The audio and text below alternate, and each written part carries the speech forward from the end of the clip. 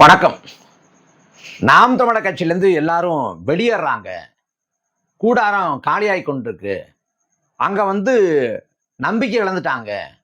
அதனால நாம் தமிழர் கட்சி வளராது அப்படின்னு கடந்த 3 மாத காலங்களாக ஊடகங்கள் திட்டமிட்ட ஒரு கருத்துருவாக்கத்தை செய்யுது.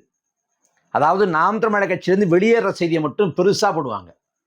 நாம் தமிழர் கட்சியில் ஒரு உறுப்பினர் சேர்க்கை முகாம் நடத்துறாங்க, ஒரு ஆர்ப்பாட்டம் நடத்துறாங்க, ஒரு போராட்டம் நடத்துறாங்க, இல்லை ஒரு பொதுக்கூட்டம் நடத்துறாங்க. ஒரு பொதுக்கூட்டத்துக்கு பல்லாயிரக்கணக்கில் மக்கள் கூட்டினாங்க அப்படின்னா அதை செய்தியாக ஒருபோதும் ஊடகங்கள் காட்சிப்படுத்தாது, ஒருபோதும் மக்களுக்கு காட்டாது. அப்படி எதிர்மறையாக கொண்டு போய் சேர்க்கணும்னு திட்டமிட்டு கடந்த 3 மாத காலங்களாக நாம் தமிழர் கட்சியிலேருந்து அவர் போனார் இவர் போனார்னு தொடர்ச்சி அதை செய்தியாக மாத்துறாங்க. ஏன்னா மக்கள் மனநிலையில ஒரு மாற்றத்தை கொண்டு வர்றது. நாம் தமிழர் கட்சியில எல்லாம் நம்பிக்கை வந்துட்டாங்க, அவங்கெல்லாம் வெளியேறி கொண்டிருக்காங்க, அந்த கட்சி வெல்லாது அப்படின்னு ஒரு கருத்துருவாக்கத்தை, ஒரு ஊடக சித்தரிப்பை செய்ய வேண்டிய அவசியம் இருக்கிறது.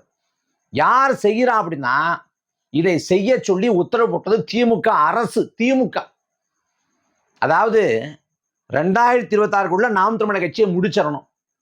இது வேலை திட்டம், செயல் திட்டம். இதை கொடுக்கப்பட்டு அதுக்கு நாம் தமிழர் கட்சிக்குள்ள என்ன குழப்பத்தை ஏற்படுத்தணுமோ ஏற்படுத்து.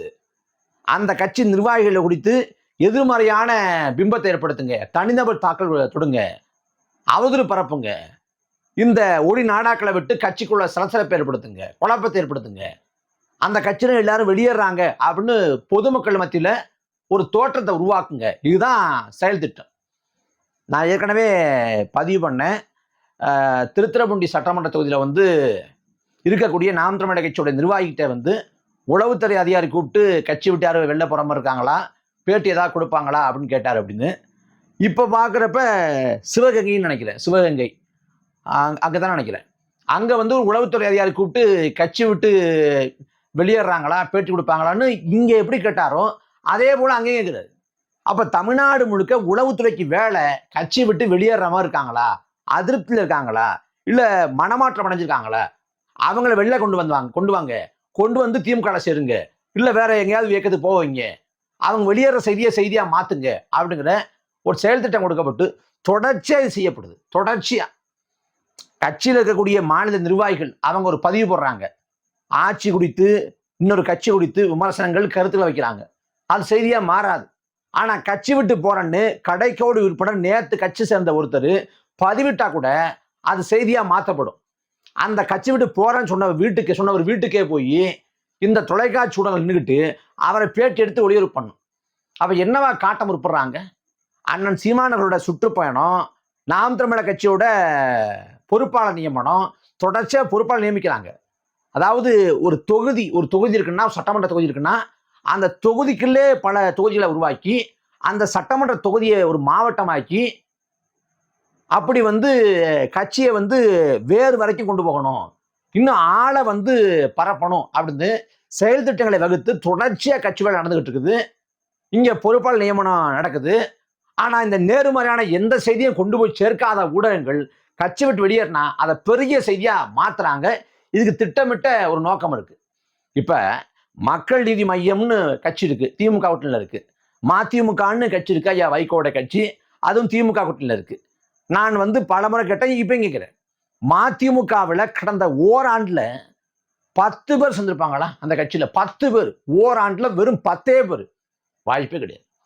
அதே போல மக்கள் நீதி மையத்துல கடந்த 3 மாத காலத்துல ஒரு 10 பேர் சேர்ந்திருப்பாங்களா? சேர்ந்திருக்க மாட்டாங்க. இனி மக்கள் நீதி மையத்திலேயோ மதிமுகவிலேயோ புதிதாக ஒரே ஒரு உறுப்பினர் கூட சேர்வதற்கு வாய்ப்பு இல்லை. சேர வாய்ப்பே கிடையாது, முடிஞ்சு போச்சு. அப்ப தேமுதிக எடுத்துக்கங்க, தேமுதிகாலையும் அப்படிதான், இனி யாரும் சேர்றதுக்கு வாய்ப்பே கிடையாது. ஏன்னா அங்க தேய்மானம் அடைஞ்சு வளர்ச்சி மட்டுப்பட்டுருச்சு. அப்ப தேமுதிகவிலையோ மக்கள் நீதி மையத்திலேயோ இல்ல மதிமுகவிலையோ புதுசா யாரும் சேர வாய்ப்பு இல்லை. அவ்வளவுதான், கட்சியோட வளர்ச்சி முடிஞ்சு போச்சு. ஆனா நாம் தமிழர் கட்சிங்கிறது 4 பேர் வெளில போறாங்கன்னா 400 பேர் உள்ள வர்றாங்க, 4000 பேர் உள்ள வர்றாங்க. இவன் 4 பேர் வெளில போற செய்தியை போறானே ஒழிய 4000 பேர் உள்ள வர செய்தியை போட மறுக்கிறான். ஏன்னா 8 விழுக்காடு வாக்களை பெற்றுச்சு. நாம் தமிழர் கட்சியை பேசாதே கடந்து வந்தாங்க. 2010 தொடங்கப்பட்ட கட்சி 2024 நிற்கிறோம். இந்த 14 ஆண்டுகள பயணம், இந்த 14 ஆண்டு காலத்துல அளப்பரிய செயல்பாடு, தனிச்சு போட்டிட்டு வாக்கு காசு கொடுக்காம, அதிகார முறையீடு செய்யாம 8 விழுக்காடு வாக்கு 8.22 விழுக்காடு வாக்குல போட்டிருக்கோம். அசாத்தியமானது. பெண்களுக்கு வந்து சரிபாதி வாய்ப்பு கொடுத்திருக்கோம். பொது தொகுதிகளில் வந்து பட்டியல் பிரிவை சேர்ந்த மக்களை வந்து வேட்பாளர் நடத்தியிருக்கோம். அதே போல புறக்கணிக்கப்பட்ட வாய்ப்பளிக்கப்படாத தமிழ் சமூகங்களை தேடி கண்டறிஞ்சு அவங்களுக்கான பிரதித்துவத்தை கொடுத்திருக்கோம். அதே போல வந்து எளிய பெண்பலம் கொண்ட சாதாரண மனிதர்களை வந்து வேட்பாளராக நிறுத்தியிருக்கோம். மாவட்ட பொறுப்புல, மாநில பொறுப்புல, தொகுதி பொறுப்புல உயர்த்தி வச்சிருக்கோம். இப்படி நாம் தமிழர் கட்சி வந்து ஒரு ஜனநாயக மறுமலர்ச்சி செய்து கொண்டிருக்கிறது. இவ்வளவு நாட்களாக பேசாது கடந்து வந்த திமுக 8.22ன்னு நாம் தமிழர் கட்சி ஏறிச்சு. வரக்கூடிய 2026 இன்னும் ஏறும், மேலே அதிகாரத்தை நோக்கி ஏறும். அப்ப அப்படி ஏறவே கூடாது, இதோட முடிச்சு விட்டணும். அதுக்கு வந்து நாம் தமிழர் கட்சி குறித்தான எதிர்மறையான கருத்துவாக்கு செய்ய வேண்டிய அவசியம் இருக்கு.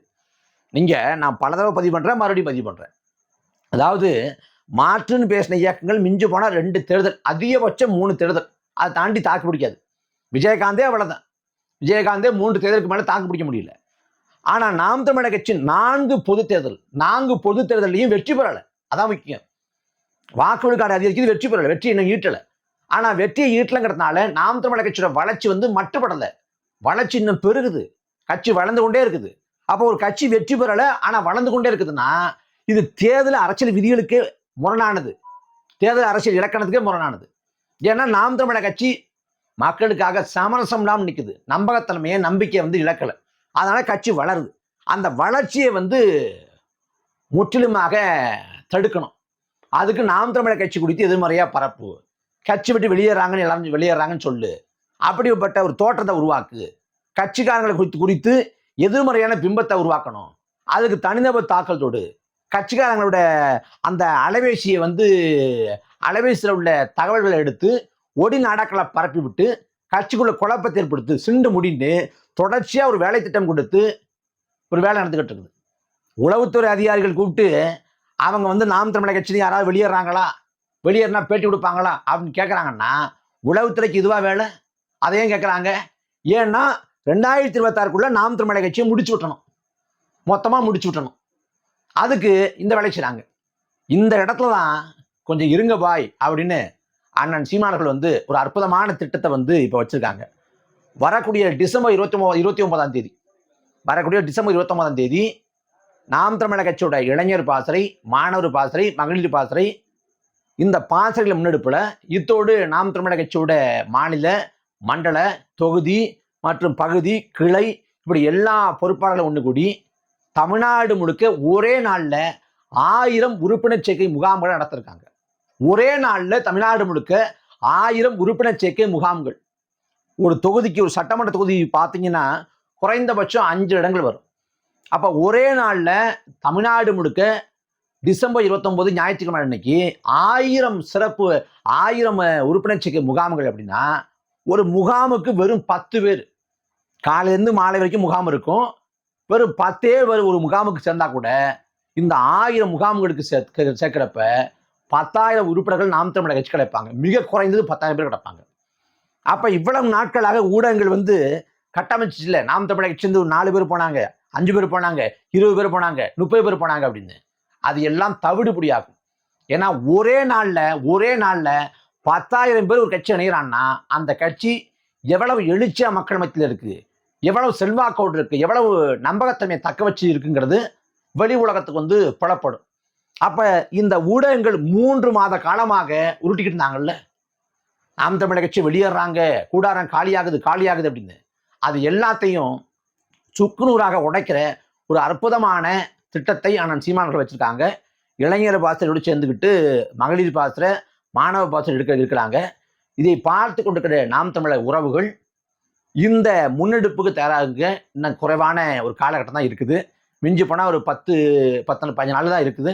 அதுக்குள்ள ஒரே நாளில் தமிழ்நாடு முழுக்க 1000 உறுப்பினர் சேர்க்கை முகாம்களை நடத்தி நாம் தமிழர் கட்சியோட படைப்பலத்தை பறைசாற்றுவோம். அண்ணன் சொன்னது போல ஒருவர் 10ஆவும் 10 100ஆவும், பகைவர் அடங்கும் படையாவும்.